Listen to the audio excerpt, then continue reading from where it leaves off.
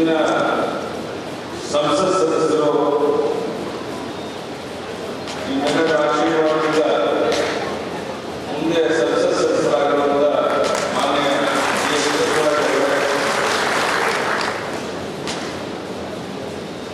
ನಮ್ಮ ನಿಮ್ಮೆಲ್ಲರ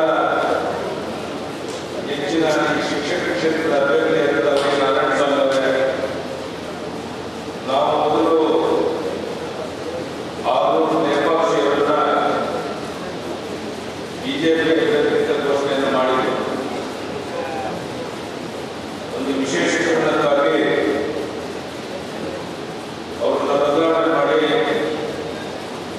ವೈ.ಎ. ನಾರಾಯಣ ಸ್ವಾಮಿ ಅವರನ್ನ ಅಭ್ಯರ್ಥಿಯಿಂದ ಇತ್ತೀಚೆಗೆ ಘೋಷಣೆ ಮಾಡಿದೆ.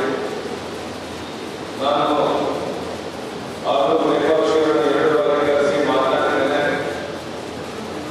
ಮಾನ್ಯ ಬಸವರಾಜ್ ಅವರ ಜೊತೆ ಮಾತನಾಡಲು ಕೇಳಿ ಅವರ ಮನವೊಲಿಸಿ ಇವತ್ತು ವೈ.ಎ. ನಾರಾಯಣ ಸ್ವಾಮಿ ಅವರಿಗೆ ಈ ಕ್ಷೇತ್ರವನ್ನು ಬಿಟ್ಟುಕೊಟ್ಟಿದ್ದಾರೆ. ಮಾನ್ಯ ಆಲೂರು ನೇಪಾಕ್ಷಿ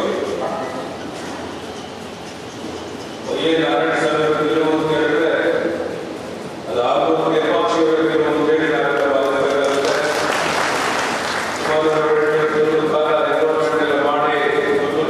ಮಾಡಿಕೊಂಡು ಚುನಾವಣೆಗೆ ಸಿದ್ಧತೆಯನ್ನು ಮಾಡಿಕೊಂಡಿದ್ದು ಸಹ ಅನಿವಾರ್ಯ ಬೇರೆ ಕಾರಣಕ್ಕಾಗಿ ನಮ್ಮ ಅಭ್ಯರ್ಥಿಯನ್ನು ಬದಲಾಯಿಸುವ ಕಾರಣ ಇಷ್ಟೇ.